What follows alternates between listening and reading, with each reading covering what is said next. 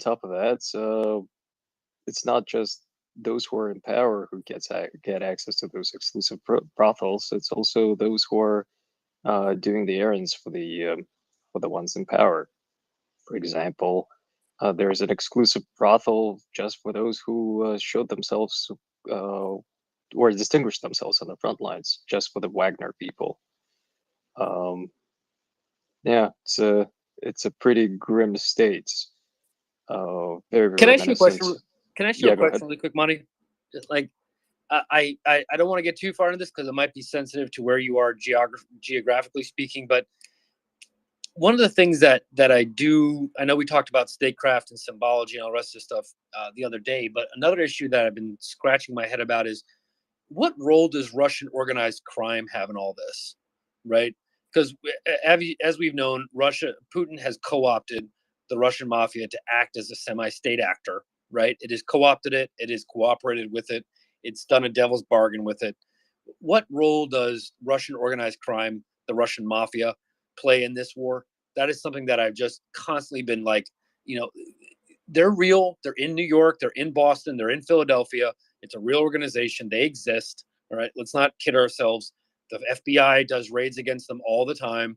It's not something that's like done in the shadows. You can go online and see court cases against Russian organized crime figures in the United States. What role are they playing in Ukraine, if at all? It's not just Ukraine; it's global influence. So Bratva originated from the 20th century, and in the 90s there were many organized crime groups within the Russian Federation itself because they were given a lot of freedom of movement and freedom and a lot of opportunities to spring into existence and expand their businesses, which included rackets, protection rackets, which included uh, uh, human trafficking, drug trafficking, so on and so forth. But ever since 1999, basically for the past 23 years, they were gradually integrated into the Russian state security apparatus. They are closely cooperating with the intelligence agencies, especially the FSB. Abroad, you can consider them as just another branch of the FSB. And they frequently operate abroad as a conduit for money, as a recruitment pool, or as a pool to collect blackmail material or compromat to recruit assets in the West. So they're not just a criminal organization; they're pretty much a state actor at this point. In terms of the war in Ukraine, we know that the Russian criminals are fighting as air quotes volunteers on the front lines out there. We know that Prigozhin traveled around the Russian state penitentiaries recruiting volunteers for his Wagner group. And it's not just Wagner Group. They've been creating special volunteer groups as well that are not technically part of Wagner, but they're technically not part of the Russian military either. They're just out there fighting as volunteers. At the same time, we have, well, obviously neo-Nazi organizations that are technically by law banned within Russia, but given that all of them could automatically get a felony charge from the state, they co-opted to serve. So the same happens with Wagner. Foreign service and as a mercenary within Russia is illegal. So anyone who serves in Wagner and decides to later on to refuse service can have some blackmail material used against them to force them into service later on. So yeah, when you consider what the Russian state is, it's just like a collection of criminals. And I'm not exaggerating, and I'm not spreading a propaganda message. It is a collection of criminals, and a collection of felons.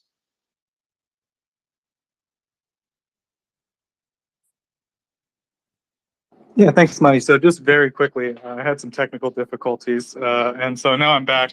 So I just wanted, sorry, my door. I just want to talk about Jason Smart real quick, Dr. Smart. Yeah, so he was a guest on our program once, and I actually wasn't a co-host. And I did ask a question, And I do remember something to the effect in his answer was like he worked at a Ukrainian newspaper, or I think he still does, and it was like something effective like my coworkers don't trust me or my coworkers don't believe me or something to that effect. And yeah, I don't know. I think he said some really unusual things. I used to like listen to some of the stuff he said, and eventually I got kind of I don't know, like I stopped listening to him, I guess, because he said so many strange things. But there are a lot of people like, as you said, he is like a blue check mark, and there are a lot of people that do work with them, and or I shouldn't say work with him, but like they they associate with him, they retweet what he says and stuff like Sorry, that. Joseph, super sorry to interrupt. I have some comments on him to clarify. So if you want, I can voice them now. If you want, I can wait. Yeah, so just super quickly, I'll say, like, I guess our official position would be that we would hope that the people that we work with that maybe consider him a reliable source would maybe look at this recent space that he titled and maybe consider, at least in my personal view, again, I can't speak for our whole group, but that would be kind of my view. I guess, yeah, so Ilona, please go ahead. All right. So hello, everyone.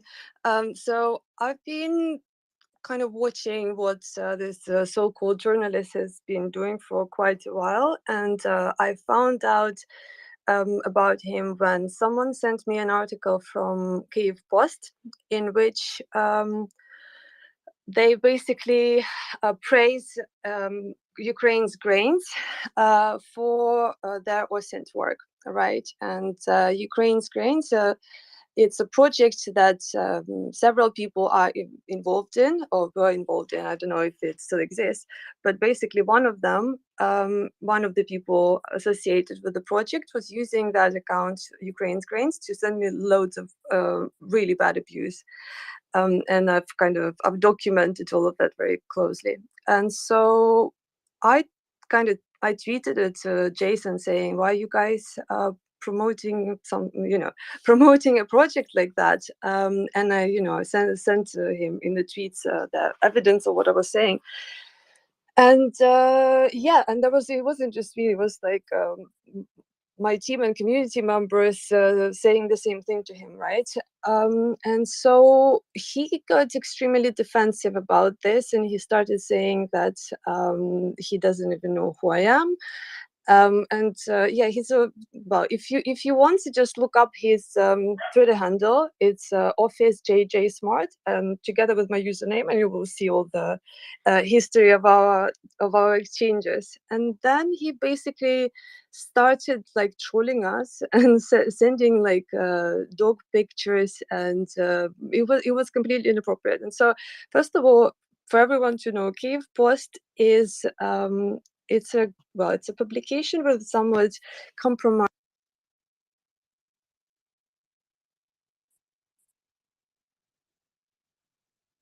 Did we lose Ilona? I think we lost Ilona, so I'm going to drop you, Ilona. I'm very sorry about that. We will get Ilona back up as soon as possible. So sorry. Please request again, and I'll get you back up. Constantine, go ahead.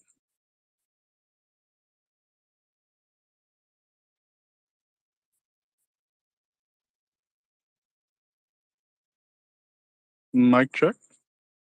You're live. Constantine, you with us, brother?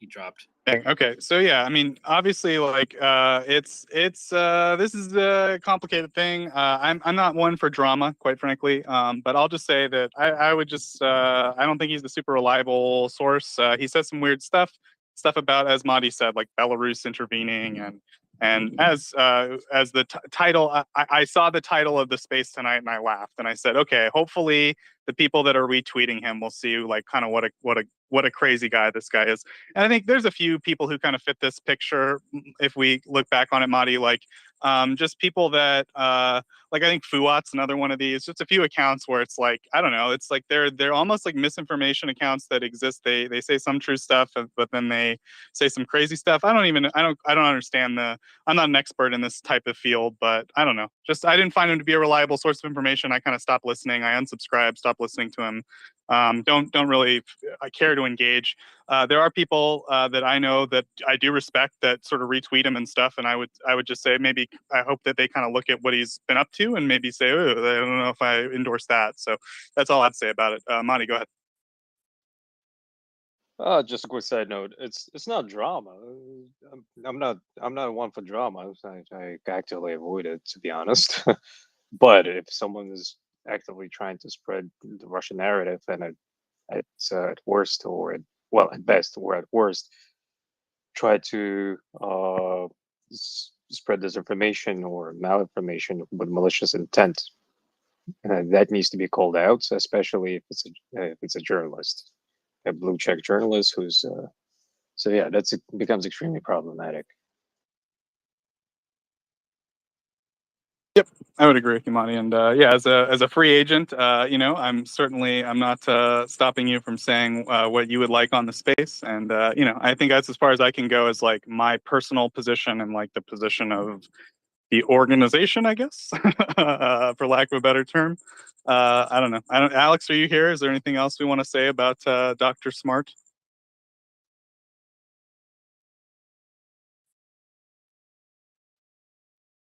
He needs to Take that get as a no.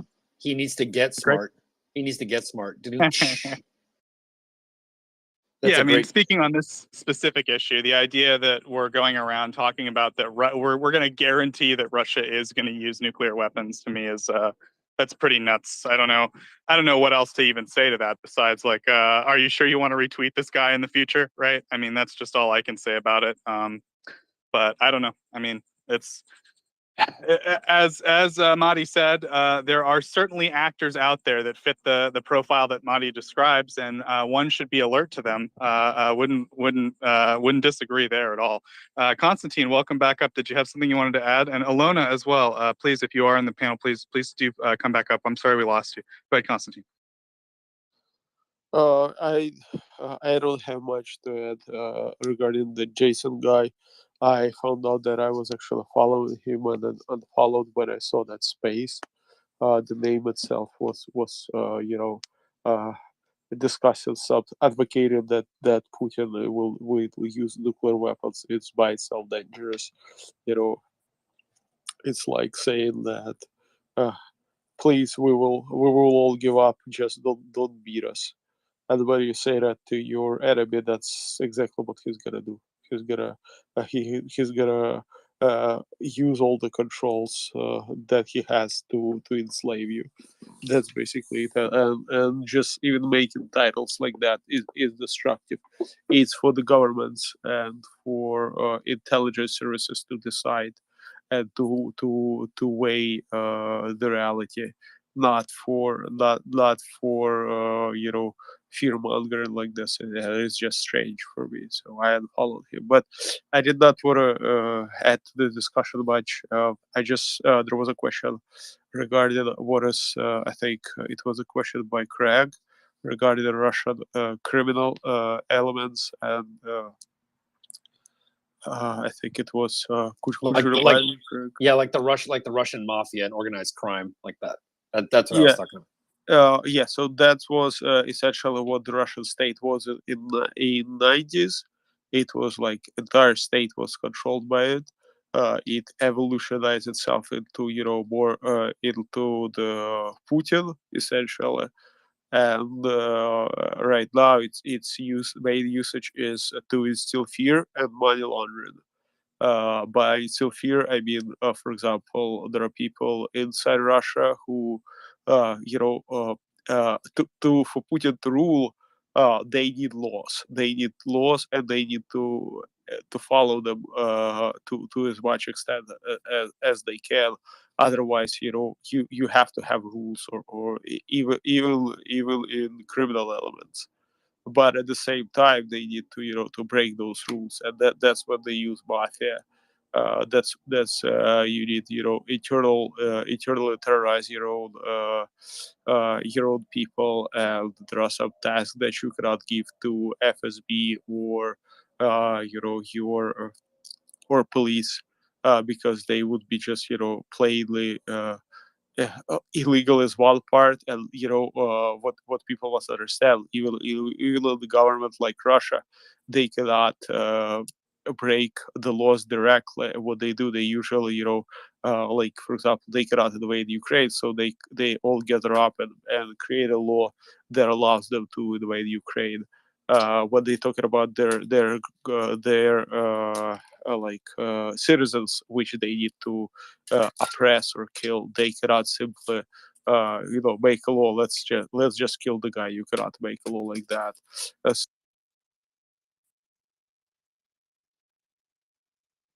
Oh no, did we lose Constantine?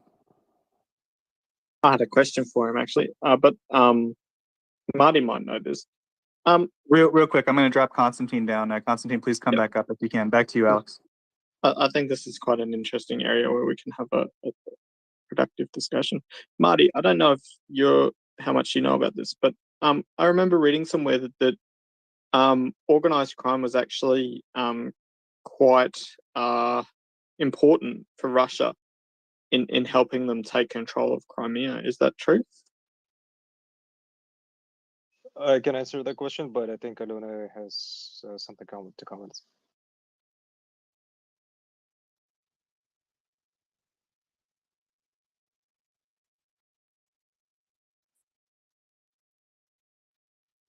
Aluna? Hey, yes, am I allowed to speak?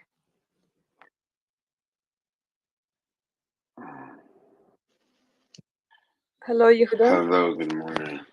Hello, good morning. So yeah, I was talking previously about a so-called journalist called Jason J. Smart, who works for Kyiv Post. And Kyiv Post in itself is a newspaper with a very compromised reputation. But this journalist in particular has been pushing Russian propaganda very consistently, and so it's not appropriate to call it drama, because it's probably not news to anyone that what happens in the information space has a direct impact on what's happening on the ground in Ukraine.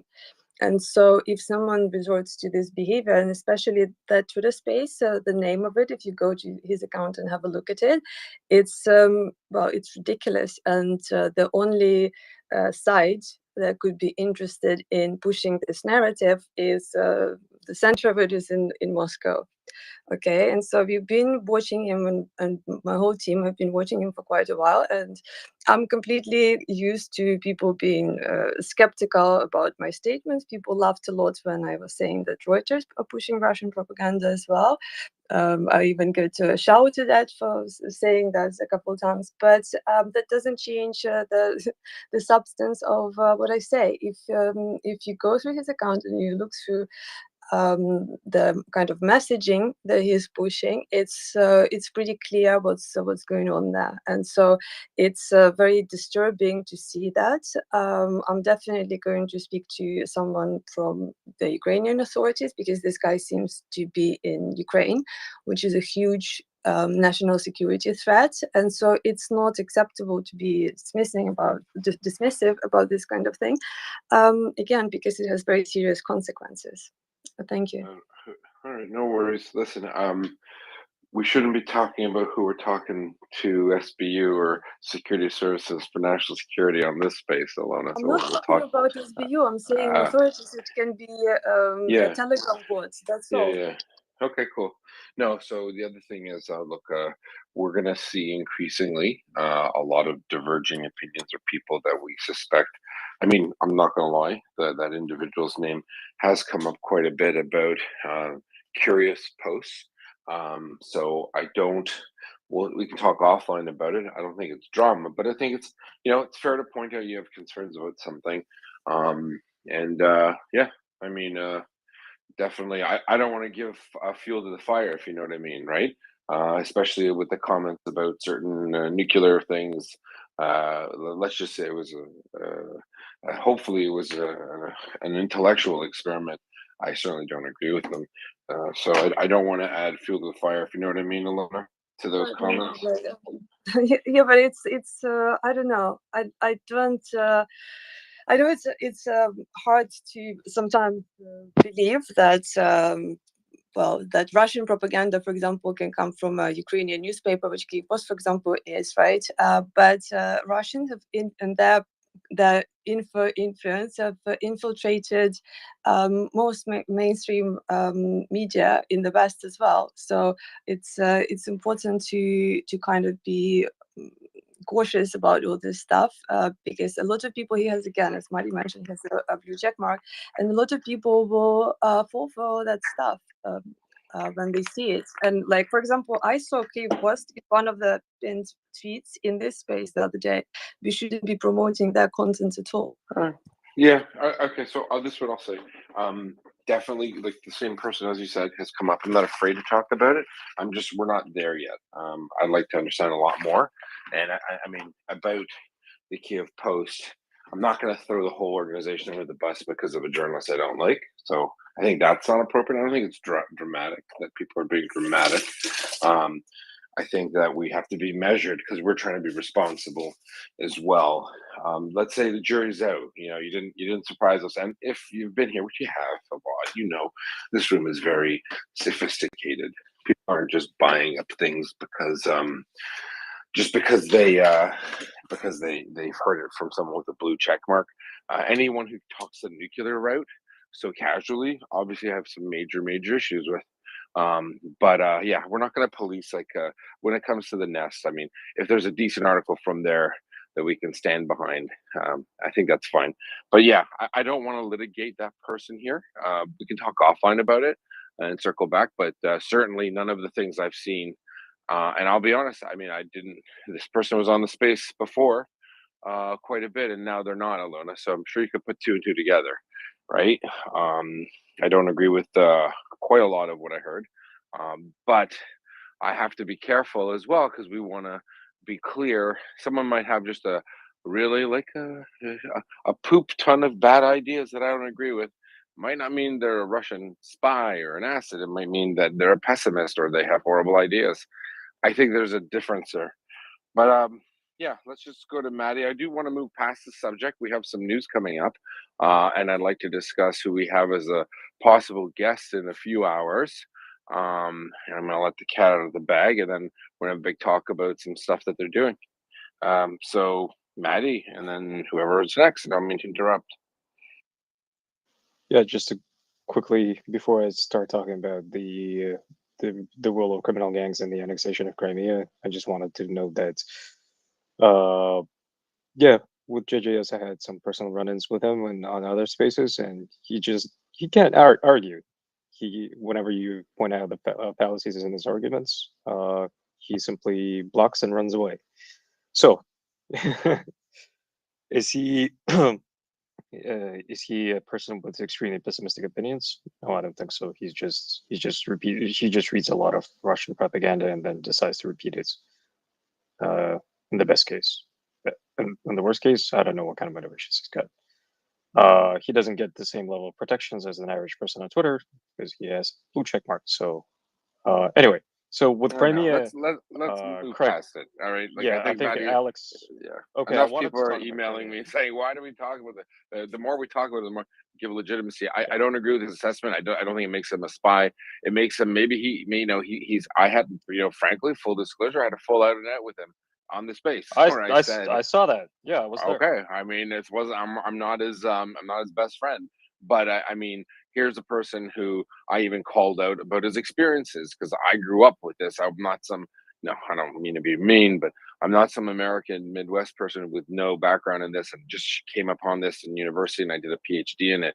I mean, when you hear it as a child, right, when you're writing a letter to Gorbachev and Reagan when you're 7 years old about not signing missiles to let refuseniks leave, I kind of feel I was there from the beginning. Okay, so when I say well, where to get that from? I just see it as someone who possibly drank the Kool-Aid. Doesn't mean he's malintended. It could very well mean he just really thinks that Russia, the Russian, he's not spouting Russian propaganda points. I would say that he is afraid of Russian statements and he takes it at face value, which honestly most normal people would do. But I think if you know them well enough, you know that they're pathological liars, right? They'd like to do the things they say they would do, but just the rest of the country and the rest of reality doesn't match up. So for those who are messaging saying, "What the hell's going on?" There's a big American figure who's a reporter, who tends to, and I think sometimes he interrupted me a lot of times about like talks from authority. Well, I just have a PhD in that. I said, okay, you might have a PhD in it. Do you speak Russian? Do you speak Ukrainian? Oh, I guess pretty well, or something like that. It's understanding the culture. And I think he certainly supports Ukraine, but I think he thinks that he knows more about Russia than maybe Russia itself. So that's where I draw a line. But I'm not going to throw him. I'm not saying Alona's doing it, but I'm not going to. I don't know. I know he's not going to live in Kiev and do this. I mean, he could possibly be the biggest spy out in the open, but I doubt it. I think that he just has a really messed up view that I personally just find really distasteful and gross. That's me. But anyway, that's just for context. I didn't want to like bring it up again, but people have been messaging me saying, "What are we talking about?" I mean, if we want to loop it back into the whole part of like disinformation, sure, I get it. But I think he just has super bad takes, like a ton of them. And I think just recently he did this whole like, "Wow, Russia's going to put nuclear weapons." Well, yeah, Lukashenko said that, and I'm sure the Kremlin wants people to believe that. But if you think that Russia's gonna go to nuclear war and be destroyed in itself just to piss off Eastern Ukraine and cause a nuclear fallout, I think you're crazy. I think that's untrue. I think it's untrue, and I think it's unhelpful to parrot those points. That's me. Sorry, go ahead, Maddie.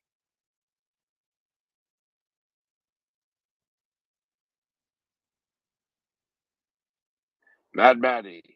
Yeah, yeah. One doesn't have to be a super spy to be. Yeah, one doesn't have to be a super spy to be a useful idiot in the best Yeah. case. But yeah, I spent a lot of time reading Russian Telegram channels. Yeah, I know their culture. I'm practically a native speaker of the Russian language.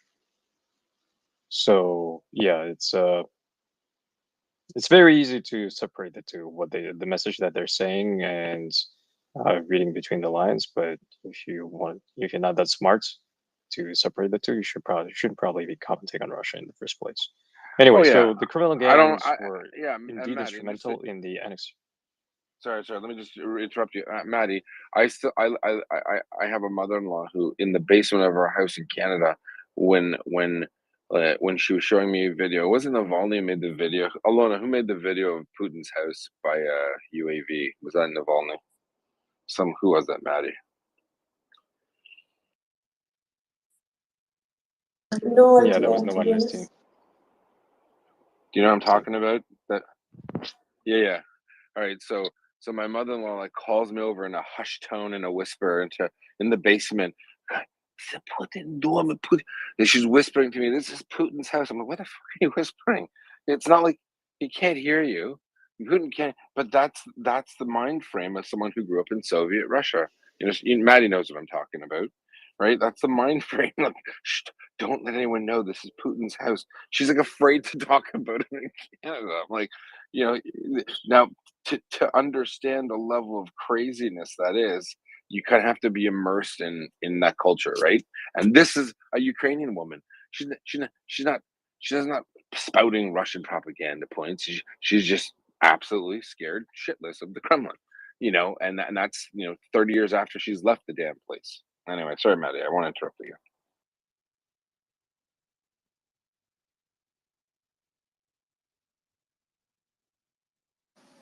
All right, Mari, did you want to add on to something Yehuda had said?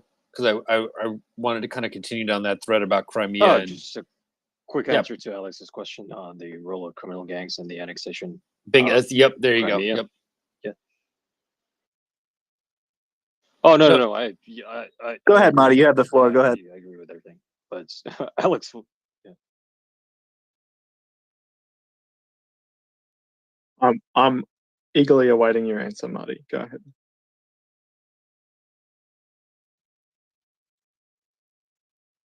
think his mute button's acting a little funny, so there's a little delay.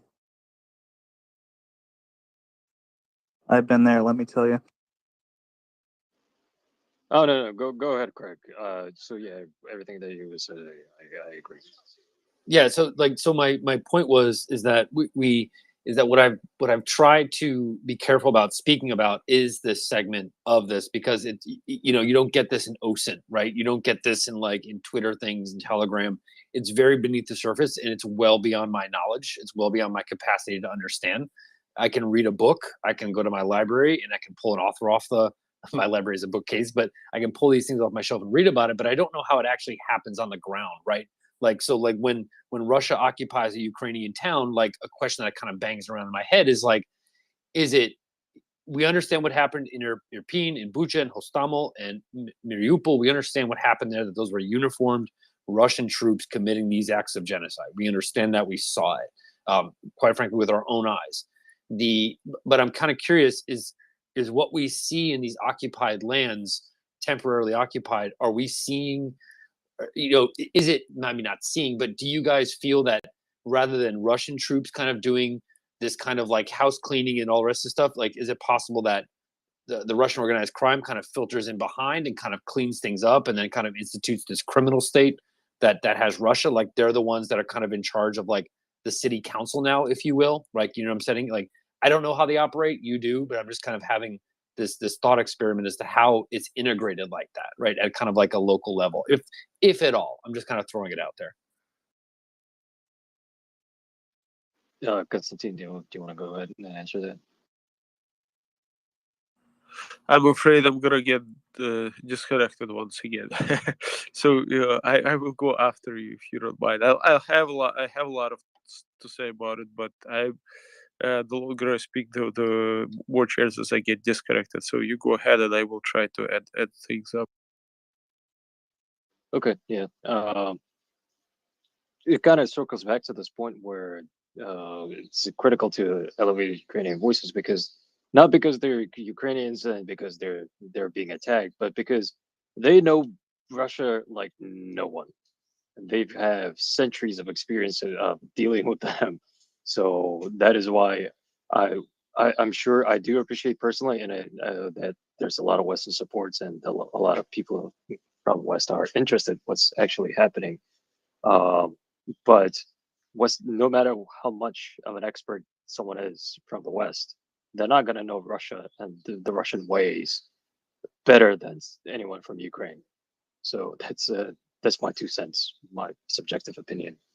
So in terms of Russian criminal gangs, yeah, they're instrumental. So both answering Craig's and Alice's question, they're fully integrated into the Russian state, which is scary, especially if you consider their Nazi inclinations. Well, not inclinations, but Nazi nature of the modern Russian Federation. When the annexation of Crimea happened, the process itself was, as far as I know, from my subjective perspective, was done by the Russian military. But after they took over, the criminal gangs were instrumental in instilling fear and just pillaging and looting the local land. One of the heads of the Solntsevskaya Gruppirovka, or the one of the Bratva subunits, actually showed up in Crimea and was instrumental in basically divvying up all the property that was taken away from the Ukrainians. Of course, FSB and the GRU, those two intelligence agencies, also take an active part in all of this. So the intelligence agencies work in tandem with the criminal gangs. So the criminal gangs are pretty much fully integrated into the Russian state. It kind of harkens back to the point where I was talking how the Russian mafia, or Bratva, is actually used actively by the FSB abroad in the West, but it's also used within Russia and the neighboring countries extensively as well. So I'm pretty sure the Russian criminal gangs are operating right now in the occupied lands, in the newly occupied lands of Ukraine. We already have direct evidence where I mentioned that Prigozhin was seen traveling around Russia, recruiting felons from the correction systems. We also know that there are groups like Nochnye Volki, or the Night Wolves, or also another neo-Nazi organization that I rarely discuss, but it's important to bring them up. They also showed up in Crimea uh, with Putin, by the way. um, and it's likely they are involved. Officially, they're just a biker gang, but in reality, they're just another tool in the toolbox of the Kremlin. They have extreme neo-Nazi inclinations, and they're a criminal gang. So hopefully that answers the two questions. Yeah, and I kind of want to, if I could, what I find to be fascinating about this, and not in a good way, not in a good way, but what I do understand about the Russian mafia and its original inclinations is that it was actually kind of this antisocial, anti-czarist kind of idea, right? It was one of these things that the czar regimes wouldn't co-opt, right? The czars would, like, and it was even during the Soviet times, right? Because we've all heard about like the prison tattoos and the famous tattoos that they have, and they were always kind of like antisocial people, right? It was never this kind of idea of this idea of cooperation between the Russian state and Russian organized crime. Again, to my understanding, please correct me if I'm wrong, has really no historical precedent. It's always been this anti-czar, anti-Soviet, anti-social, rebel against the man sort of group, right? But when Putin took over, or at least I should say when the Soviet Union fell, it morphed into something that it never historically was, right? It was never meant to be that, at least at its lowest levels. But what we're seeing is, what kind of is so interesting to me, is that I feel like, correct me if I'm wrong, but Putin was in the Kremlin, talked to somebody in the FSB and said, listen, you know who the heads of the Russian mafia are? Of course they do. And instead of trying to arrest them, they were like, hey, let's make a deal. I'll allow you to do this, but I need you to do that, and I'll allow you to exist. And then they kind of threw off their garb of this antisocial, anti-czarist, anti-imperial, right? This kind of mindset, and said, screw it, we're going to cooperate with the government. And they kind of threw off their reputation. Is that kind of jive with reality, or am I off base, or what? Yeah, you're partially right. So the criminal gangs were always a thing, of course, in the imperial times and the Soviet times, and they were generally against the concept of authority. They operated separately from the states, and the states tried to persecute them. But the second part is slightly off, because the answer lies in the 90s. The 90s were that was a wild period. A lot, as I mentioned, a lot of criminal gangs expanded significantly. They didn't just appear out of nowhere. They were there during the Soviet times, but when the Soviet Union collapsed, a lot of opportunities emerged, and they took advantage of them extensively. So throughout the 90s, many of those who were heads of those various criminal gangs ended up being in the positions of power within the Russian state. So think of a local crime boss collecting a lot of money through criminal activities, and then just purchasing a government post. And there you have it. That's how the Russian state became a mafia state. Putin himself was not someone, again, we really like pinning everything on Putin, but Putin is just one of the cogs and tools in this entire machine. He himself was part of the criminal gang in St. Petersburg while he was working for Sobchak, who was a mayor of St. Petersburg. At the time, he was one of the guys running the local cartel that was smuggling cocaine into Russia through the port of St. Petersburg. So he was already a criminal boss before he actually got into the Kremlin, and that explains why the modern the contemporary Russian state has all those insane criminal gangs integrated into the state, because technically all of those who are in the positions of, well, not all, but many of those who are in the positions of power had their roots, had their origins in those criminal gangs. It's one of the only places where your career path as a drug dealer ends up in the president's office. Amazing. No, and that was great, Marty. Yeah, that's what I was really curious about. Was understanding that dynamic of how this goes, because I mean, there's just so many Russian soldiers to go around, and understanding what I've again only read in a book, not what I've studied or I know. Never been to Russia, never want to go to Russia, but yeah, that really kind of paints the context for me, and I really appreciate it. I know we got other hands up. I could talk to you at nauseum about this kind of subject, the integration between organized crime and the state, which is quite honestly somewhat unprecedented in Western history at the very least. Even if you go back to the Italians, which I'll be frank, I had experience with in New York and in Hartford and in Boston. There's no integration there into the government. It's not like that. But this seems to be like the actual, seeming like a hijacking of a nation state by an organized crime, or at least not like the hijacking. That's probably a bad word. Maybe like the integration of that. I got to jump in. The Italians, I'd like you to qualify that, Craig. I'm a little offended. The Italian American Crime Syndicate. How's that? So so am I. The Italian mafia that exists in New York, Hartford, and Boston. There you go. Which is very real, very very real. It's not just a TV show, but I just like to there are many Italians who are very anti-corruption and anti-mafia, and it's a title that's been hard to shake as a I think. No, I agree. Too much. I'll agree. Hold on. Yeah, without saying too much about my background, but coming to Canada at a certain age from a particular country, and then having everyone ask if you were either a plumber or a mobster, if your father was a plumber or a mobster. Plumber because of Mario Brothers, mobster because of everything else. I would get very annoyed, and it didn't help that there were a lot of youth who were Italo-Canadese, Italian Canadians, who enjoyed the notoriety. And I would say in Italy, children are taught about Michelangelo and Raphael and culture and history, and there's a lot of resentment towards the mafiosi culture.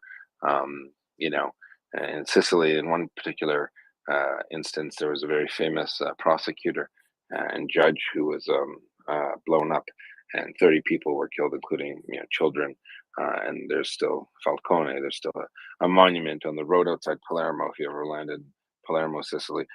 So not all Italians. I know you didn't mean all, but you said it. You said all by saying Italians. Anyways, that's just me being particular.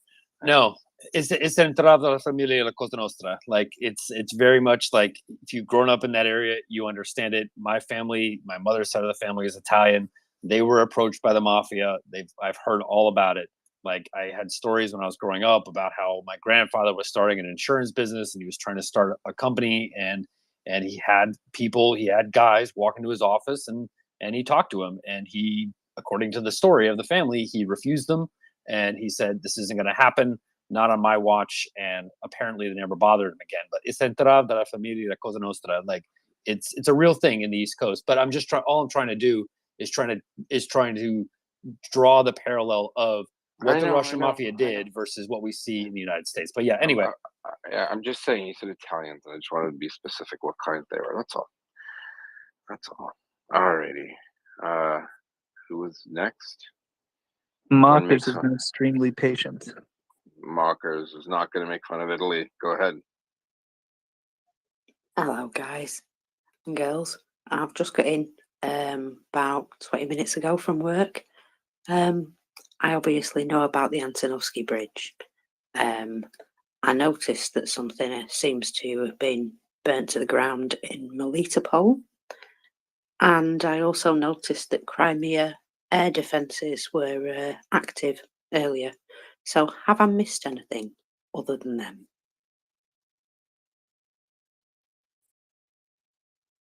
I don't know. We did get a report of more partisan activity increasing in Melitopol. That's something that I've been keeping track of. I don't keep track of some of the other stuff like the military movements and the ground stuff. I don't follow that around that area, but I have noticed a lot of partisan activity. There has been a lot more Russian troops going missing at night. That's been reported very widely by Ukrainians, and like posters going up that says, don't go out into the woods to go to the bathroom because you might not come back out alive, or something to that effect. So they are still extremely active around Melitopol, but in terms of the military strike or anything like that, I don't know about. I've been following the partisan activity though quite a bit. I did also hear, thank you for that. I did also hear that there was something going on in the Izium area. It was saying In Koldivka, the Russian headquarters in the Hotel Donbass that was hit by HIMARS yesterday. I saw that yesterday, but I also heard today that the front had moved, that the Ukrainians had been able to push the front forward and they were no longer pinned in place. But I don't know if anybody else has heard anything about that. Unsure myself. Okie dokie. Thank you. No worries. Yeah. Bro. Yeah, I mean, I'm trying to keep track these days of like all the strikes that have been going on. It's tough. It's tough to say what has happened in the last 24 hours in terms of an update. As far as I know, the kind of thing that I noticed, I think this happened in the last 24 hours, is a bridge over the Inhulets River, which is like, so if you imagine like Kherson, right, the Dnipro like goes kind of west to east, sort of a little diagonally, but just sort of west to east. Then the Inhulets, like a little east of Kherson, like branches off and goes just sort of straight north. There's like a bridge across there that got hit by Ukraine and probably is unusable. I think that kind of, I don't know, sort of separates out the front a little bit.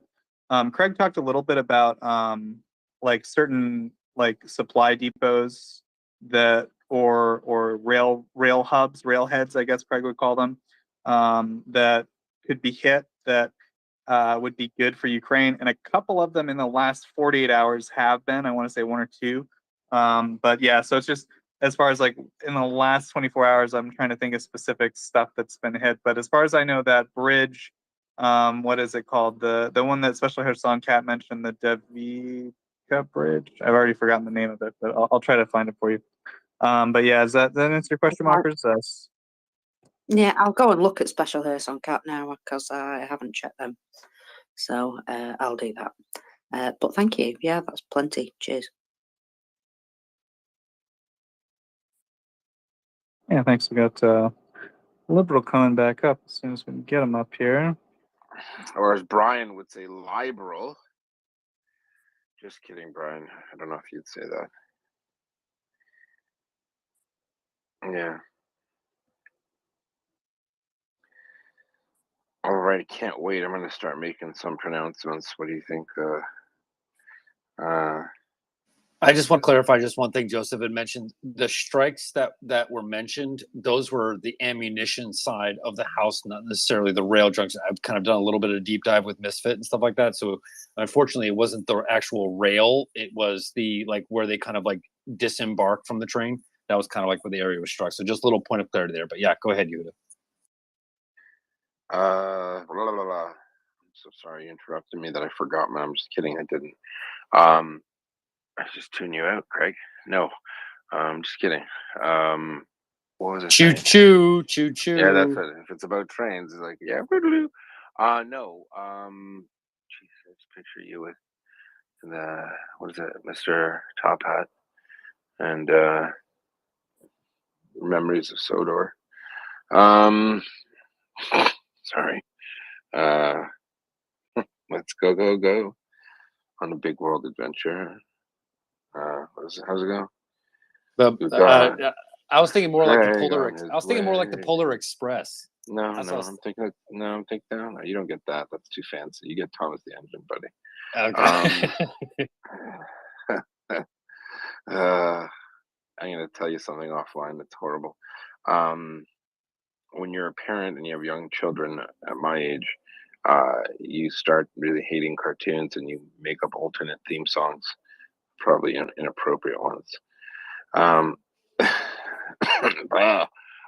We have possibly Malcolm Nance coming on in the morning. We haven't. Unfortunately, there's a war that's getting in the way, and he's going to be coming up. And and talking to us about some cool stuff that they're doing, and we're going to see if we can't help them out. Malcolm is a very interesting figure, polarizing to some, and to others, he's just a great guy. He's put in his money where his mouth is. He's involved with the Legion in Ukraine, very integrated into the Ukrainian army.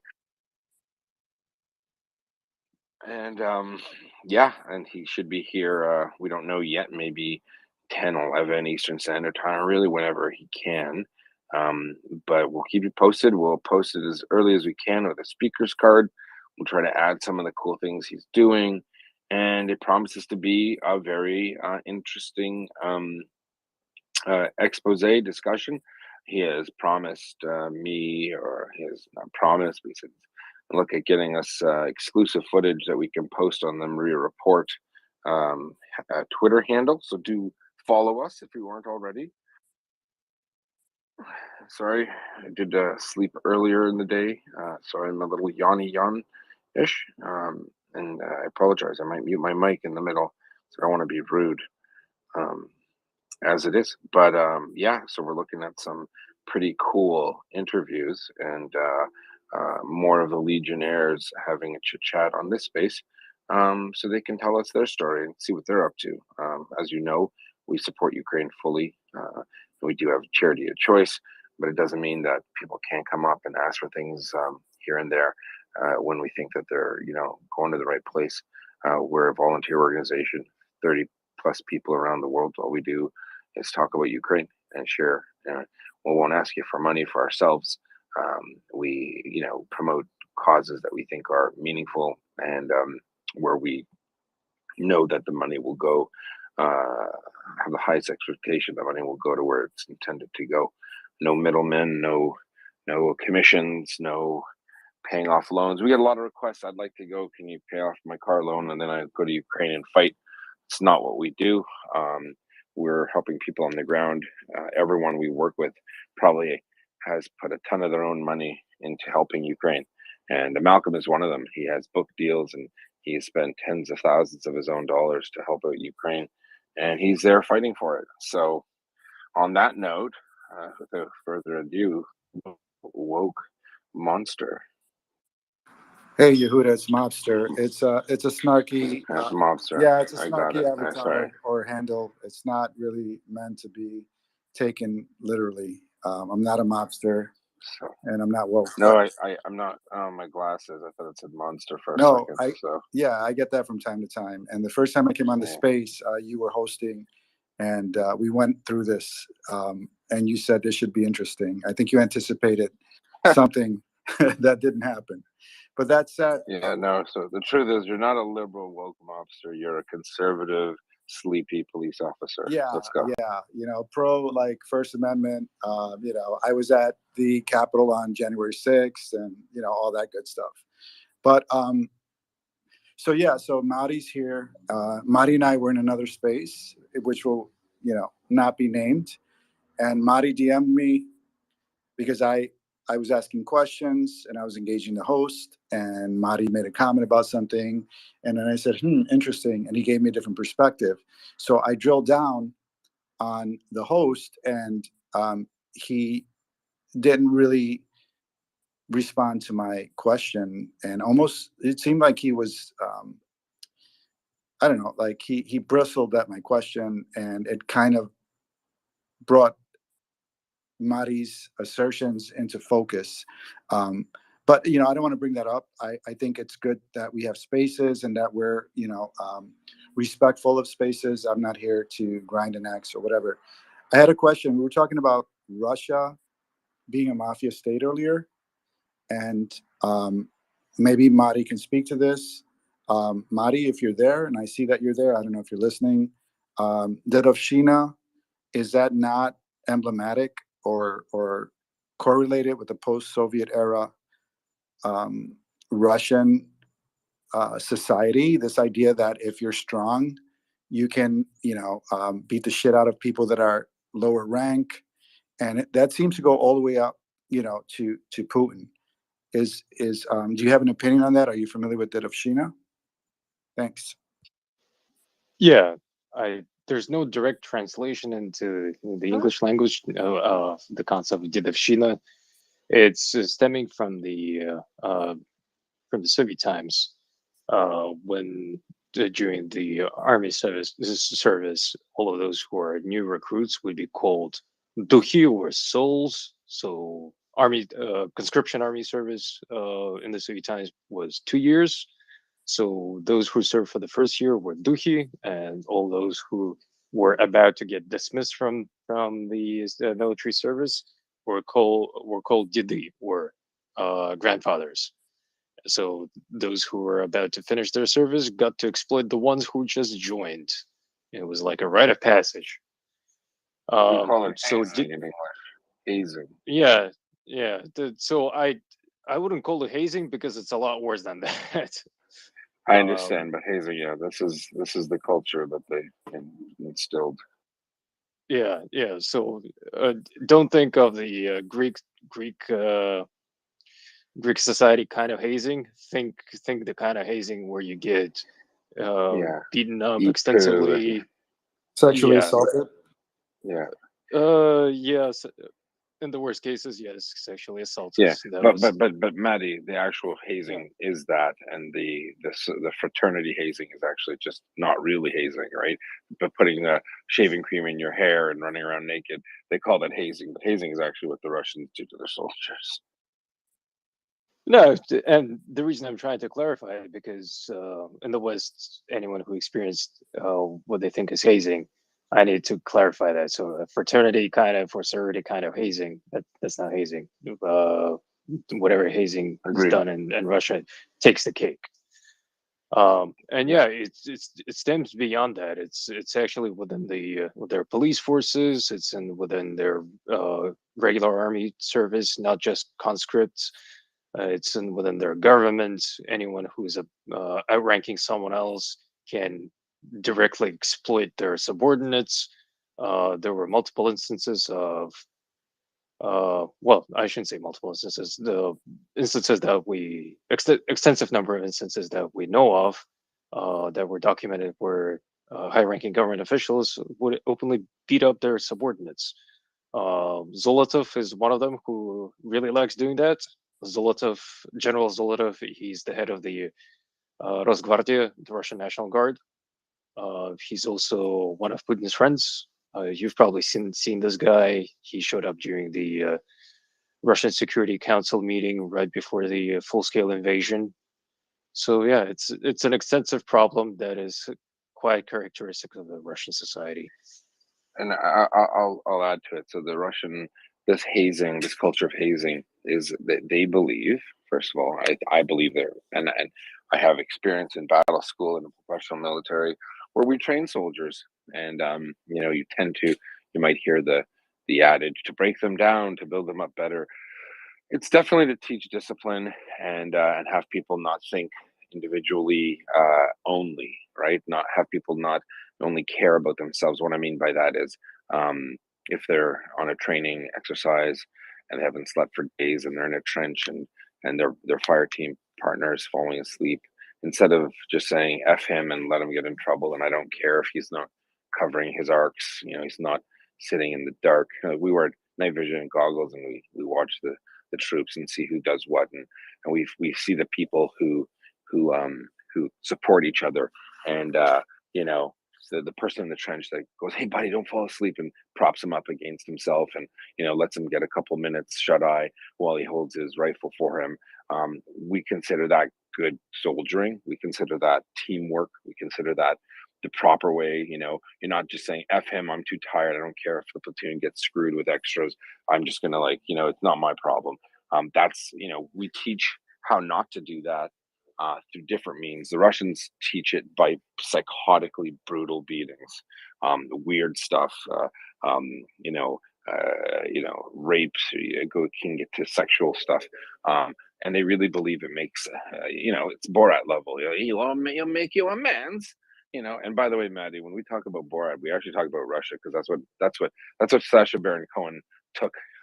He didn't want to say Russia when he did his thing, so he picked on your country. But the reality is that's very much the Russia. It's not a stereotype; it's pretty true. and it's pretty prevalent. And they're proud of it too. Like they really believe it's a rite of passage, like humiliating people and destroying them, and then making them be the prison guards in the next year of service to treat the new recruits in the same fashion. It's very much a rite of passage. They do it because they think it makes better soldiers. And they're watching too many Hollywood films, maybe, about how wars are won, instead of emboldening soldiers with honor, integrity, and with a purpose to fight. They turn them into psychopaths. That's what happens when you have an army that doesn't want to fight for you, and that's what the Russians have done for hundreds of years. It's not new. They've treated their soldiers like crap for many, many generations, and it's very much a part of their culture. For those who are unaware of it, it's not what you'd see in the United States in World War II or any other conflict after that. The Russians were notoriously brutal from the Tsarist times with their conscripts. They would steal children from families, abuse them, and then they'd grow up. And the idea was they'd be brutal, psychotic warriors who would kill and rape and murder and pillage, because if their friends could do it to them, that was just the normal. Imagine what they would do to their enemies, right? That's the mindset. Very, very bizarre. Very very crazy. I have other stories I could share with you from Red Army types that I had worked with, people who had been in the Red Army, and I was pretty concerned about their mental health, to say the least. Not all, but some of them absolutely bonkers. Sorry, liberal. Oh, he dropped down. Maddie, do you want to hear my Red Army story from the IDF? Sure. Keep in mind, my dad was a career officer in the Red Army. Okay, well, don't take it personal. If it's a red zone. Oh no, for no. you, He's told me pretty batshit Pretty- crazy stories yeah, about Russians. there you go. Yeah. Yeah, and I said not all people were in there, especially minorities. They definitely probably had a better understanding of, wow, these people are nuts. So I was in the IDF when I was younger, and there was like a very bizarre individual. I thought he was nuts, and he was older. He was a reservist doing his like call of duty, and he was telling me wacky stories, and I thought he was full of it. And then I told someone else, and goes, no, it's true. So apparently in 1982 he had just been, his family had escaped from Russia. They made it to Israel, and he had to join the army, and he was in a unit with pretty much Russians, because they just got there, so there was a language thing, and they were in southern Lebanon, or they just spoke Hebrew badly, and they had taken. This is when the PLO did a lot of bad things, and Israel sought to push what was then, some people might argue it still is, a terrorist organization out of Lebanon to stop the attacks on Israel. So the Israelis advanced up Lebanon to remove them, and they had taken a hill, and then and it was mostly Red Army people, and a helicopter crests the hill, and it's Sikorsky. It's got Lebanese colors on it. Lebanon doesn't really have helicopters, and these new Israelis, they're all Russian, or even Ukrainian Jews, or Russian Jews. Okay, they force the helicopter to land, and sure enough, the helicopter's filled with Russians. It's, there are people that talk about Russians fighting proxy wars. Literally, it wasn't. It was painted with Arab colors, meaning it had Lebanese, whatever markers on the helicopter, but it was all, Russians in it, and they forced the plane down because they had weapons that would do so, not just small arms. And when they forced the plane down, I think they proceeded to beat up everyone on the helicopter, and then strangely they proceeded to get drunk with them and have vodka until they were passed out drunk. The Israeli military police pull up. They're like, "What the f is this? Like, what are you doing?" They didn't even call it in. They didn't even contact report. There's a helicopter. So some other units like, what the hell? There's an actual helicopter landed on a position, and we're looking at our troops, and they're drinking. First they're beating up, and then after they're fighting, they're like half naked, wrestling and beating the shit out of each other. Israeli police come up and they arrest them all. They kick them out of the army. They're like, "What are you? What's wrong with you people?" Right? And these are all, right, it's a normal. We say hello and then we have a drinks. And that, that's not. It's a funny story, but it's a really awful story because there's zero discipline. It's like a brutish kind of psychotic, and that's the story he told me. I thought it wasn't true, and then Sergeant told me no, it is true. Like they're pretty nuts. Like and at first the Israelis might have thought, oh, we're getting conscripts with or people with experience. It was like literally, no, thanks, we're good, bud. Oh, you know what? How about this? You're a little too old for the army. Don't worry, you don't have to come. Because a lot of them were really messed. Not all of them. There were plenty of them who'd spent time in the Red Army who totally didn't fall for the that style, and they integrated nicely. But there were those that had that really messed up view. You know what I mean? Like where you beat people, like they wanted to fight everyone on the base. And I was like, dude, like this is a professional army. We don't do that here. Like you need to stop. But and those are the gooder ones. Those are one of the gooder. Those are the better ones. Those are the ones who wanted to leave Russia, yet they'd still been inculcated with this culture that's just so antithetical to the purity of arms and the professionalism of a military. So that's my little story. I don't know, Maddie. Maddie's probably going to go, yeah, that sounds about right. It's a story he would believe if he'd heard it on the street. What do you think, Maddie? Yeah, I'd buy it because Yeah. I've heard similar stories from my own dad, so it's not shocking. Yeah, Marty, like can't resist. Can maybe Marty tell one story? Yehuda, go ahead. No, go ahead. It's not my show. Go ahead. Hey, I just got Marty. a crash warning, so I don't know if Joseph or Alex saw that. It says host has lost connection. Little has the sight though. He knows when we're about to crash, so we might actually crash. So, Marty, at the risk of that happening, do you have any good stories from your dad, from the Soviet Army that you might want to share? Yeah. He passed away, but I'm pretty sure he wouldn't mind me sharing this. Back in the late 80s, he had two options of either being deployed to Afghanistan or going to the Russian Far East. Given that he was not an idiot, he decided not to go to Afghanistan. And he picked the Far East deployment. So after he went there, he realized that he was out of the entire regiment stationed. He was one of the I can't remember the exact number, but not more than 10 ethnic Kazakhs. The rest were ethnic Russians. So they were thoroughly oppressed, even though he was not he was an officer. The rest of the people were just conscripts. So one night he decided to do a thing where he would just put all the ethnic Russians in place. He secretly convened all of the ethnic Kazakh conscripts. He he allowed them to pick up crowbars, and they went from one barracks to the next barracks while everyone was asleep, just wreaking havoc. Nobody was killed in the process, but a lot of people got hurt. But that ensured that that tiny group of ethnic Kazakhs was respected till they stayed there. So I know it sounds grim, but here's Soviet army for you, and I'm pretty sure the Russian army is no different right now. Yep, might makes right. Beat whoever you don't like, and they'll obey you. That's what it is. Yeah, I'm sure after the Russians on the base were like, "Whoa, we better not mess with those guys," right? Was that the result, Marty? Yep. The ethnic Russian officers didn't do squat because they were all drunk, pretty much 24/7. Well, there you go. Thank you for that, Marty. You to go ahead. Certainly makes the time go by quicker if you're drunk your whole deployment.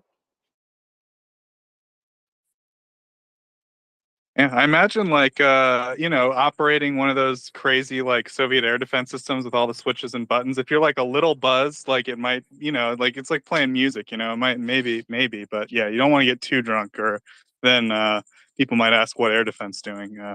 And then the answer is you were drunk and you didn't see the blip on the radar. It was you shot at a goose, a flying goose, or I don't know, did geese fly? Yeah, geese fly.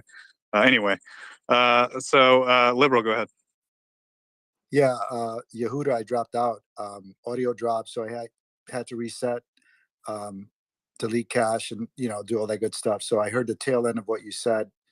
I didn't. Unfortunately, I didn't get to hear Mari's response. That's fine. I think what I wanted to drill down on was that it's ingrained in the Russian culture, as far as the military goes, to be brutal.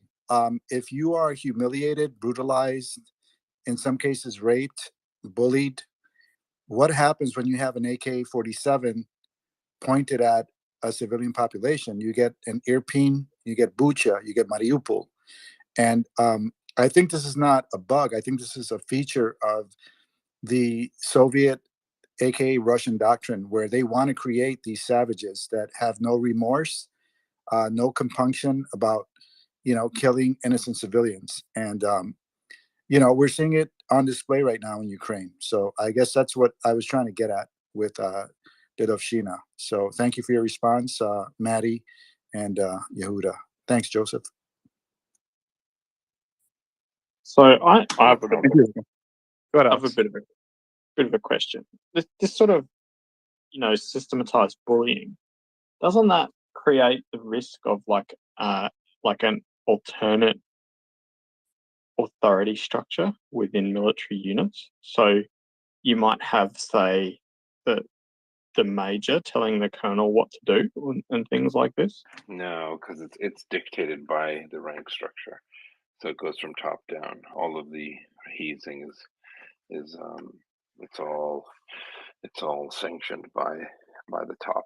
So when you get to majors, where you're kind of out of the woods, but the private knows he can't go to the captain because the sergeant is doing something to him. He'll get beat more. Yeah, it's also tenure based. So if you're a conscript and you've been there a year and a half, you have control over anyone that has less time in there. You get to take their boots, their uniforms, and they get to wash your underwear. Again, it's this militaristic, bullying culture that we're seeing exemplified in Ukraine right now. Yeah, and the one thing I will add to that is that we have noticed something that's a little strange, which is that there are certain areas where HIMARS strikes have hit officer posts, and I think like a colonel has been in charge of like a whole army or something. I don't understand military ranks as well, but like to John, it was like he was like, why is this guy in charge of the whole army or brigade or division or whatever? And the go ahead, Yehuda. Sorry, the reason why that was, Joseph, is the people who should have been in charge had left because they didn't want to get killed. So they left it to a colonel when it should have been a major general, for example. Not just that, there's a very well-known thread that was published by one of these smart people, Chris something, I think, and he goes through different scenarios where he gets intel on stuff that's happened. And one of the things that had happened was, one colonel ended up being, I think he got killed in the end, but his troops had mutinied on 2 occasions because he was basically hiding in a basement, telling people what to do, but not doing a recce, not looking at the ground. Just and like 30% of his unit was killed. And then at another point, he just radioed back that they had taken a position that they never took. And so one of the multiple deputy ministers of defense, they have like a dozen, shows up to look at the victory in the forest or something, and they didn't have it. So he actually made the colonel go out first and have everyone follow him. And I think he was either wounded and killed, or he was severely wounded. No, he was killed. Well, one of them was he was wounded at first. So I don't know if he died later, but the one he ended up being carried back. But it's just funny that this is just not the way professional armies work, right? It's just Mickey Mouse. It doesn't make sense. But I think he obviously did die in the end. I just don't know where he died, Liberal. But that's all I read up to. But this is very poor command and control. It's not leadership. I mean, apparently while they were in a certain area for a few weeks, he just didn't leave the basement, and he wasn't looking at old maps and telling people to take this position, that position. Those positions didn't exist anymore. Buildings weren't there, or buildings were there where they shouldn't have been. So So in that regard, it's just another example of crazy, just really bad everything. Yeah, There's no was that command the? and control. Yeah, go Sorry. ahead. No, I was going to say, was that the 64th Motor Rifle Brigade or Division?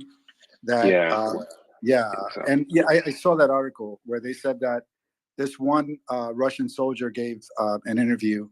I forgot where it was, but essentially he said exactly what you said and how demoralized the troops were because he hid in a basement the whole time, and he'd say, "Hey, I need you to take this point," and they'd get slaughtered, and then he'd say, "Okay, we're going to go over here," and morale was so low because the whole time he, shielded himself from danger. And like you said, at some point, a higher up came down and said, "Hey, you need to lead from the front," and he was either wounded or killed. I think he was denazified from what I remember reading, but I'm not 100% sure. Yeah, I think eventually he was killed, but in that particular instance, he was wounded when he was told to take the force he'd claimed he'd already taken. So it's not just that; it's also the lying to the higher ups that that he had done something he hadn't done, and there was an important, crossroads just past a forest that the Russians wanted to have to bring up follow-on forces to continue the attack, and he had said he'd had it, so he had taken it, and it wasn't true. So very bizarre, very bizarre. Oh, Peter and Maddie. Hey, Yehuda. Quick question for you. The Iranian general who was killed in the resort town, or the resort actually, do you remember his name? The one that was killed recently. He drowned, quote unquote. Yeah. Ayatollah Harami. No, wasn't his name. Harami. It's a joke. He's Haram. Huh? No, I don't know his name. Not a lot of salam in here. Were you gonna send like condolence card or something? What's his No, name? I was just curious. I was just curious because it was like 48 hours after that Mar-a-Lago got raided. I was just curious. Oh, nothing to do with anything. Sure. No, Right it on. really has nothing to do with Mar-a-Lago, Iranian generals. No. I'd like to stay away from the American politics side of it. The Israelis and the Iranians are going to do whatever they're going to do, regardless of who's the president. I can promise you that. Absolutely promise you that. No F's are given when it comes to the Iranians causing trouble. The Israelis have their own timetable. I mean, I'm sure they'll ask and they'll talk and they'll let the Americans know when when they need to. But for the most part, Israel pretty much does with impunity what it wants against the bad people that want to kill them. You can ask anyone who is in any joint or NATO force in Iraq or in Syria, operating in different places. They just giggle because they'll see blips on radar screens and they'll know those are the Israelis, and they'll go do and they'll bomb like 25 terrorist bases and then head back. And I know that I had a friend who was in a particular area in Iraq, and it's funny because I happen to be of the Hebrew persuasion. I think everyone thinks we all know each other. Well, your people did. I go, Canadians? No, you're other people. I'm like, oh, okay. So I'm a spy now. Yeah, like we were just there, and next thing you know, problem was gone. Like American and Allied forces won't do certain things. But the Israelis are like, nope. If there's a terrorist cell moving and they're moving weapons through Iraq from Iran, we'll bomb it before it gets close to our borders. And they just don't care. And I think a lot of professional military people respect that because their political sphere is more in line with their military requirements. They're much more dialed in, and so they act responsibly, but that fear factor is like very low. That risk assumption is pretty high. They'll go, no, we'll do it. So Iranian generals or nuclear scientists, I mean, it's probably the easiest career path in Iran because so many of them don't make it past 40. And hey, don't work for a genocidal regime, and then you won't get targeted. Where'd Peter go?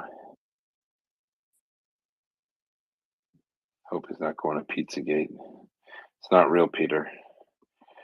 Okay, Maddie. Just quick side note: hazing doesn't really start with the rank of major, because That's not what I said. That's not what I said.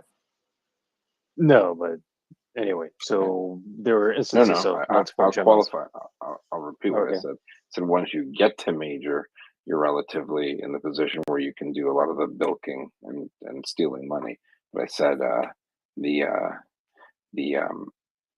captains and down. I go, all of the hazing, I said, is top down driven. It doesn't mean it starts at that. It means that it's sanctioned by officers. It's sanctioned by sergeants. So because Alex asked the question, wouldn't this result in a major taking over a colonel? No, because it's top down, right? The poop flows downstream. So generally when you get to major, you're not going to have colonels harassing you like a sergeant would harass a private. That's what I meant, being quote unquote relatively safe. Not perfectly safe. I said relatively, right? Oh, there's some instances like There's some General Mizintsev. He's completely atrocious to everyone. Right. But I said relatively. That's my point. You're far less likely to get a baton in your anus as a major than as you are as a private, I guess is what I'm saying. Yeah. I think what you were saying was you can monetize the military if you're a major or captain versus being a private or a conscript. Not a captain though. Like majors where the grift really begins. That was my point.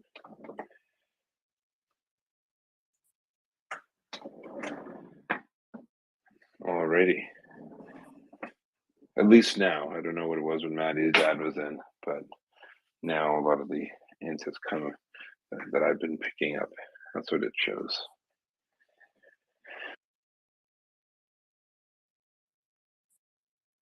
Marty? Oh, 84 to 91. Well, I don't know what it was like then. I was only a 6 and 7 year old to 13. So, yeah, there you have it. Russia sucks. You heard it here first. I'm just kidding.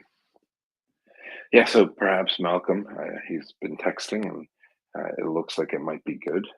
So I think get on your dancing shoes, and put on your party clothes. Maybe we'll have a great chat. And Peter's back. Welcome back, Peter. Hey, Yehuda, how you doing, man? I'm awesome, man. That's cool. I was just trying to remember the name of the guy. That's all. Just type in dead Iranian general.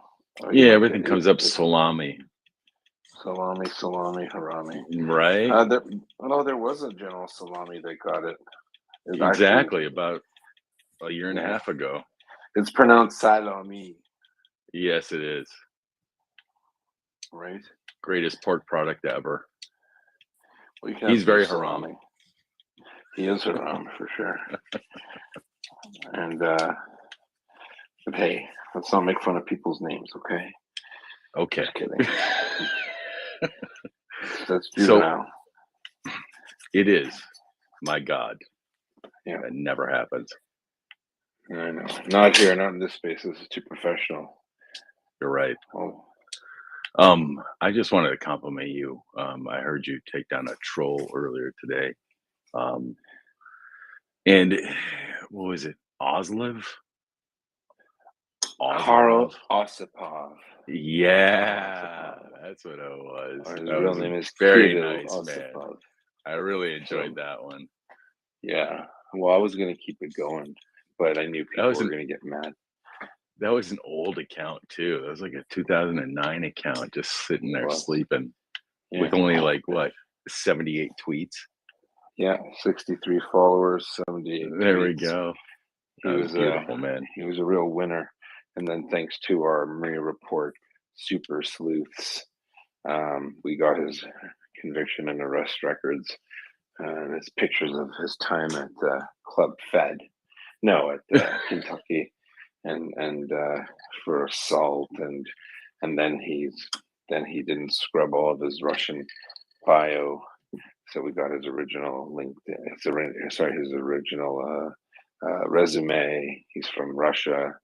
He's not Jewish, but so he claimed that he was a Ukrainian Jew, and his dearest mama had to leave evil Ukraine because of all the neo-Nazis and Jew hatred they experienced. But he just came in with a script. I mean, I just want to come here and talk about the politics about Ukraine, but me, me, I, Ukraine bad. And then I told him about research and Pew polls and different polling, and he Pew poll, supposedly the best. And then I said, what about he said, what I said, what would you like to compare it to? Gallup. Meanwhile, Gallup had the same poll with the same numbers. It was just pretty funny. None of what he said made sense. I asked him, how religious are you? And the reason why is because I just knew he wasn't Jewish. And then we find out that he's been in the States for many years. He's a little bit of a criminal. He can't keep his hands to himself. He can't keep his words in his own mouth. So instead of waiting, we dispatched him rather quickly. And we said, okay, if you're not going to answer any of my questions, I think I asked him, is it okay? I said, even if Ukraine, let's give you that. Ukraine's a horribly racist, anti-Semitic country with the Jewish president and the Jewish defense minister. But let's put all that aside and just say you're right. Does that mean that Russians can rape and kill 8-year-old Ukrainian girls? And he just skirted the question. He just started talking about Russia, Ukraine, neo-Nazis. So he wasn't interested in dialogue. And Peter, that's when I shut him down. I sent him out of the room. And then he came back. He wanted to talk some more. He's a best-selling author. He's got 0 reviews on Google. He's such a good author that no one wants to even talk about him after. Like, this guy's too good. Nothing to say. Let's move on. The guy's a genius. But his Russian resume was actually the funniest. I'll send it to Maddie. He'll have a laugh. He is a number 1. He might as well have had a Borat picture on his resume. But yeah, that was very interesting. We were just talking about Russian trolls, and then here one comes up and embarrasses me because I basically said I don't think there are any paid people, but this guy was pretty. He came in with a script, pretty bizarre. And then I think Jonathan wants to chime in. Jonathan Jugashvili. I'm going to call him Jugashvili because I don't have my glasses. ערב Go ahead, John. יהודה, אתה מדבר עברית? כן. נעים מאוד. אני חצי ישראלי, אבא שלי מירושלים. I said I'm יופי. Israeli from His father's Jerusalem. from Jerusalem. Nice. Yehuda, I had a question on the tip of my tongue earlier. Alona was in here, but I wanted to share my own little Russian-Israeli story because what you and Madi have said tonight about your stories about the Russian mentality and the beating, all that stuff. I mean, wow, I learned a lot tonight, and I wanted to say thanks for service, Yehuda. You're in the idea. It's pretty. Sounds like you maybe in the Lebanon war or something like that. From what you were describing. So I spent a whole summer in Israel in '91, and very young. I was a teacher. I turned 13 there, and here I come back in '99, and I land at the airport and go to those phones. And if you remember in Israel, those days they had those special phone quarter tokens. So I tried to a phone to call someone to get the then 21-year-old out of this seedy. It was the old bus station in Tel Aviv. It was very seedy. And this drunk Russian guy at the phone, and I had no idea how much Israel had changed with the million. Is that what you meant? Yeah, that sounds familiar. I had no There you idea how much Israel had changed from 90 to 99 with the million Russian, Jewish and not Jewish uh, FSU immigrants. Russian. So I go to the phone and this guy is like guarding it, pacing around it, and he's just blocking me for. And I'm like, dude, I'm gonna use the phone, okay? In Hebrew, my Hebrew was much better then, and I just drunkenly shoves some rifle between my eyes, and I could tell. I know about weapons. I've shot at the range. I could tell the thing was cocked, loaded, and ready to go. And I was like, "All right, bro. You know what? That's just fine. You can have the phone for yourself." He was shirtless and had an Israeli army rifle settled right between my eyes. That was like, wow, these people are for real. My question earlier was, when Mona was here, she seemed to be talking about some dangerous person that was on Twitter doing something. Should we There's a know who journalist that she is? doesn't like. Yeah, she can text you. There's a Okay. journalist from the Kiev Post. It's not really a big deal. It's someone who is, has their own beliefs. They're very defeatist and alarmist. They're an American living in Ukraine. I don't agree with most of what he said. In fact, he's been wrong almost on every prediction he's made on the war. Just considered another journalist with, perhaps a view you might not agree with. Okay, I just thought maybe it was that was like going in spaces we should know about. But that's all I had to say. Very nice talking to you again, Yehuda. Erev Likewise, Tov. Jonathan. Erev Tov, Shabbat Shalom. Alrighty, the blast from the past. I can guarantee that whoever did that to you, Jonathan, if he was caught, he would be dismissed from the military. I never saw it that bad, and I saw quite a bit, especially when it comes to their weapons. That ever happened, he'd be arrested and thrown in jail pretty quickly. It was a different time, even I was there at we're in that a different time, so world. Yeah. yeah, it wasn't a different time. I was there. You didn't. You weren't pointing guns and stuff. In fact, you should even had a loaded weapon if he's out in the bus station, and if he was shirtless. That's all. These are all red flags. Sounds like a crazy experience, though, for sure. Alcohol is a hell of a drug. Right, right. But they wouldn't in Tel Aviv. Actually, know where the recruiting, the main base there is just south in Jaffa. On the other side, now it's all buildings, but before it was a big empty expanse, and there was a mosque museum in the middle. And what you're referring to is a place called Tachnat Merkazit, which is the central bus station. It was in a really crappy part of Tel Aviv, Hayar Cohn Street. Anyway, no problem, Jonathan. Let's go to Liberal. Hey, Yehuda, thanks, and thank you for your service. Slight topic change. We keep hearing about the impending counteroffensive. I know you're great friends with Chuck and Colonel Hertling and a lot of officers, and perhaps you have private conversations. Without divulging too much, I'm happy to wait on the moment that is right when the Ukrainians have enough mechanized forces to take ground. Do you have an opinion of where that may happen and when? The counteroffensive. Yeah. Yes, the 3rd of September at 3 p.m. All right, marking it on my calendar. I wasn't trying to be specific. I know, was just, I'm just being trying funny. to. Well, you I know asked you're where always and funny. when. Grid coordinate. No, I know. I'm a regular riot. I told the police officer that at a riot. He didn't find it funny. No, that never happened either. I can No, rephrase it.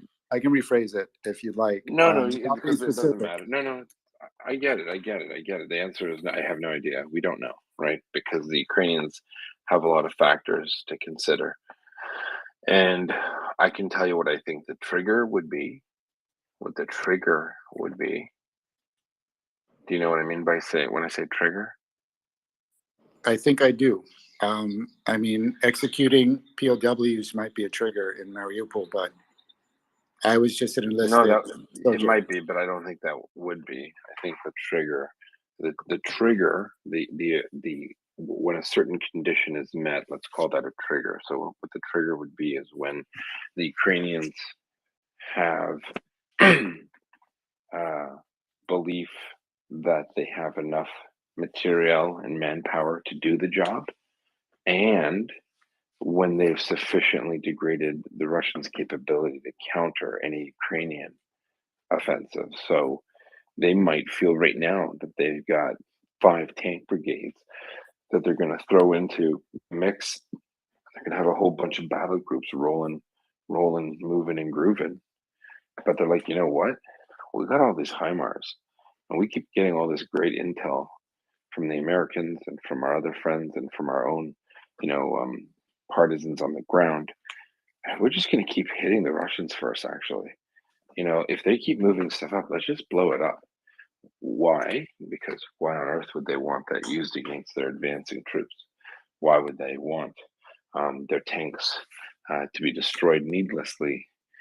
So it's kind of like a balance. It's like a ballet, the symphony. They want to get the best bang for their buck in terms of, like, look, we got another report. Russians are moving more troops into Kherson. Wow, that's a supremely horrible idea for the Russians. Let's not attack them yet. Like, if they're going to do some more dumb things, let's let them do more dumb things. Or, we're finding out where all their command posts are. Let's blow those up. There's no need to go right now. We'll set the conditions. We'll take this ground. This is key terrain over here. Let's take that key terrain. Let's take some key terrain. We're gonna have that. We're gonna hold on that. Gonna keep that in our back pocket, and we're gonna see. Boom. Hey, we've gotten to the point where the only ammunition or stores that the Russians have are these very small, decentralized, that aren't really going to make a difference. Then we'll attack.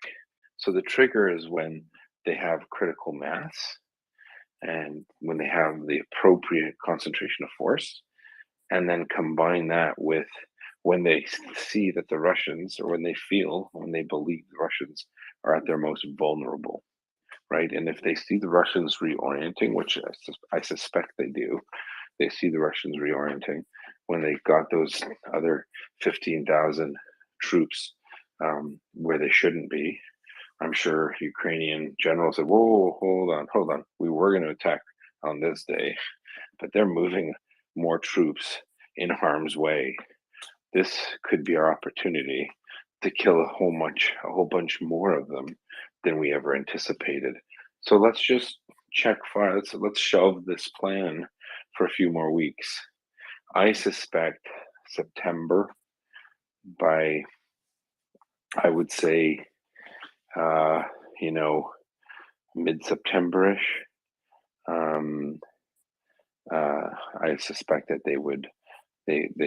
you'll see. I think mid-September. I don't want to say September 15th. I don't like giving dates, but I would suspect that they've had almost a month to chop up Russians.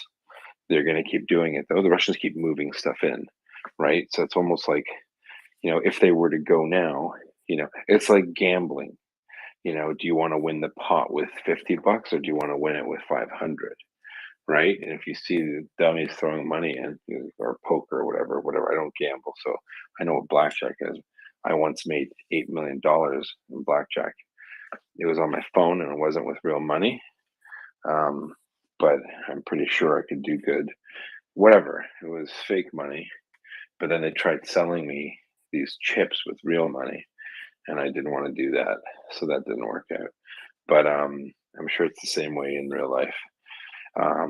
But anyways, they'd rather, if the opportunity arises and the Russians want to move, the Ukrainians know they can cut off every bridge, and they already have. And the Russians can't resupply, but the Russians are moving more soldiers with pontoon bridges. Like, for what? You know what I mean? Like, oh, okay, yeah, okay, send him. Okay, you're nuts. Go, yeah, come on.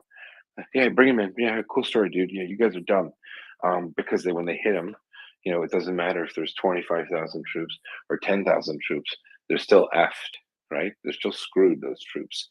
They don't have a real way to resupply or sustain themselves.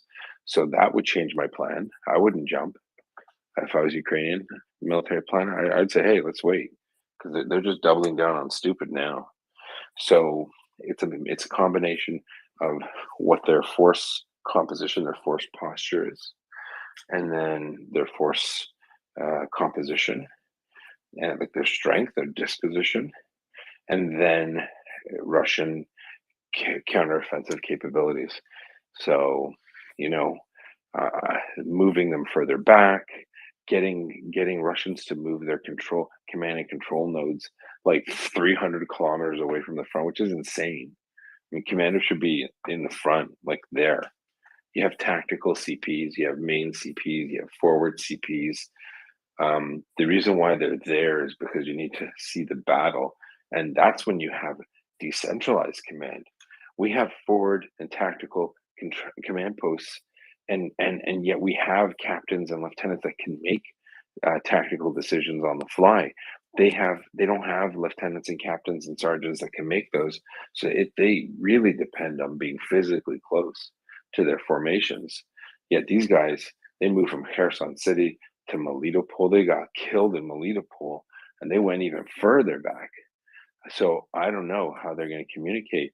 Like, is it telepathy, or are they going to send smoke signals? Who knows, right? So when that happens, and you see the Russian C2 nodes, command and control nodes, just basic node, NODE, for those who are texting me, it's a center where you do things, where you command and control, where you make decisions and you issue orders.